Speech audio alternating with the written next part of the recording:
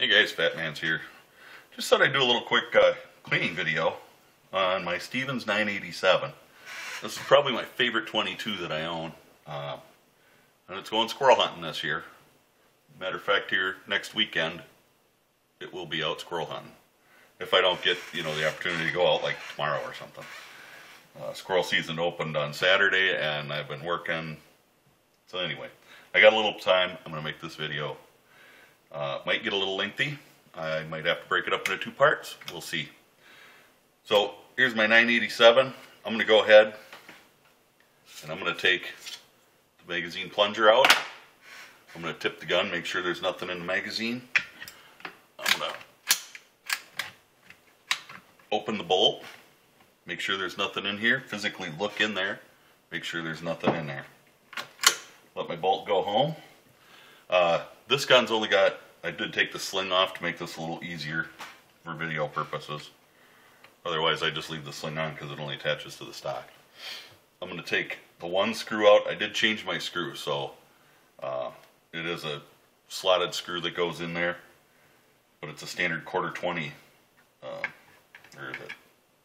No, it's a fine. It's a quarter 24, something like that. I don't know. Can't remember exactly. But that's all that holds it. And then you can pull your stock off.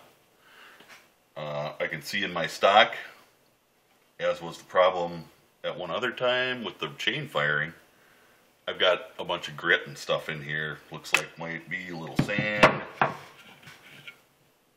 gunpowder residue, all kinds of stuff. I probably put 200 rounds through it since my last cleaning. And in its old age, this poor thing is getting a little temperamental. So I just need a few tools to do this. It's pretty simple. Back here is the little clip. The third clip, like from the safety video. This was the clip that I had to replace to repair the safety.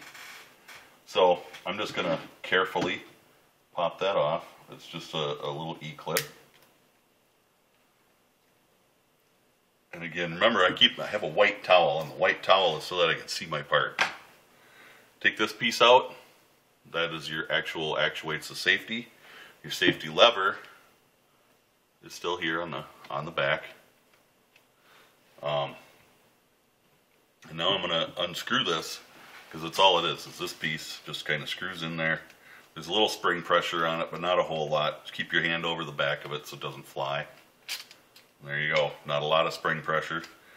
This part of the bolt is going to come out, as will your firing pin. Now the rest of it is still held in there by your trigger group. So your bolt handle here, at this point, once you have the firing pin out, your bolt handle pulls right out, as long as you have it all the way to the back. So now I need to get the bolt the rest of the way out, and I'm going to take a fancy red ink pen. I'm just going to go right in through the chamber and kind of push on the bolt a little bit. And at the same time, I'm going to move my trigger until the bolt slides past your trigger, because your trigger has the two, the sear and the hold open that kind of rock on there. And there's always one up there touching the bolt. And when you pull the trigger back gently and slowly, you'll get to the point where they're both even, and then your bolt will slide right by. And you use a plastic or wood, one or the other.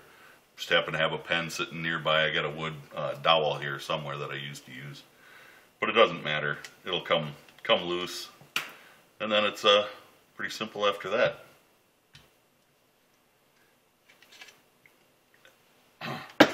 Now my bolt is in my hand, and it's dirty. You can see the dirt.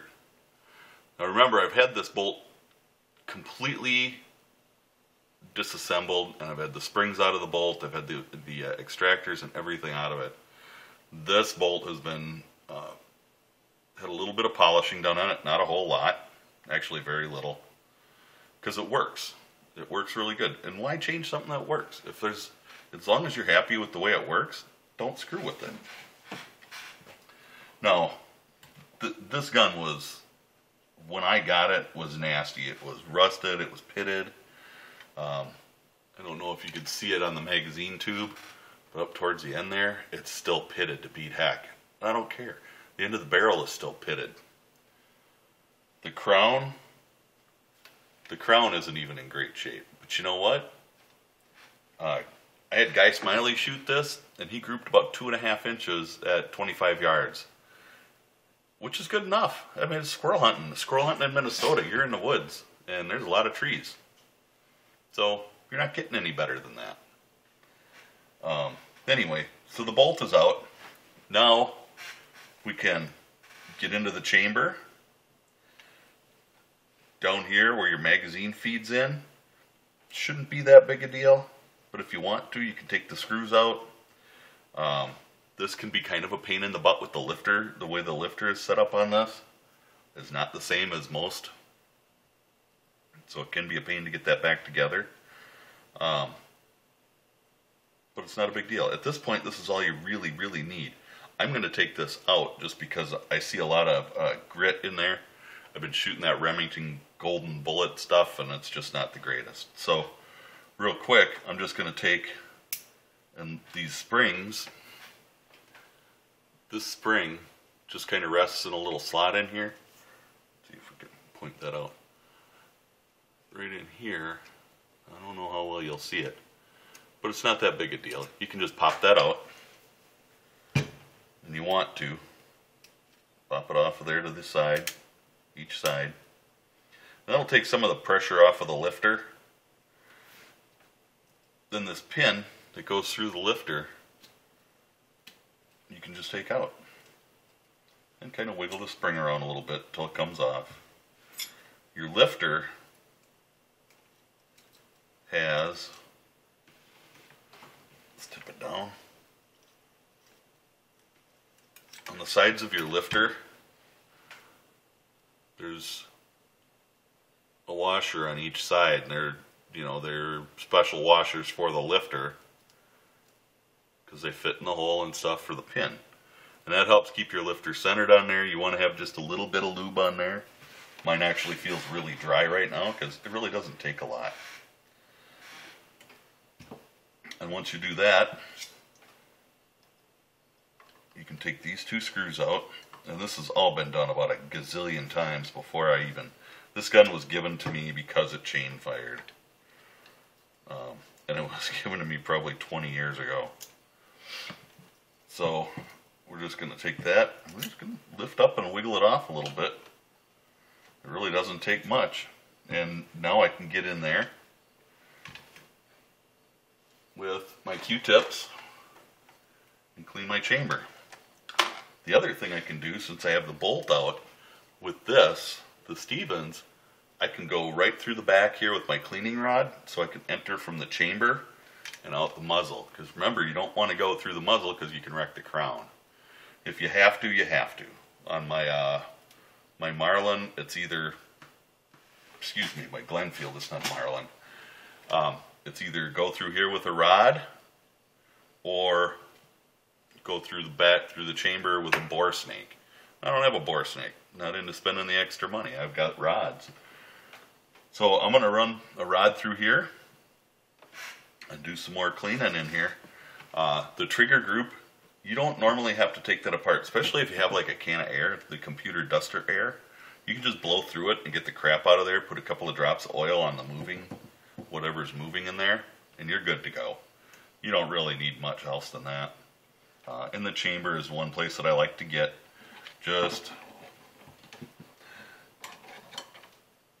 And yes, that does come off that easy.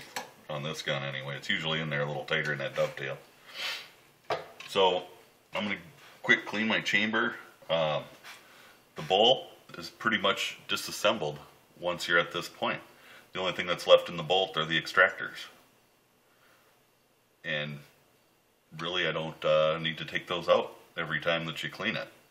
They are kind of a pain in the ass to get out. So, I'm not going to take those out.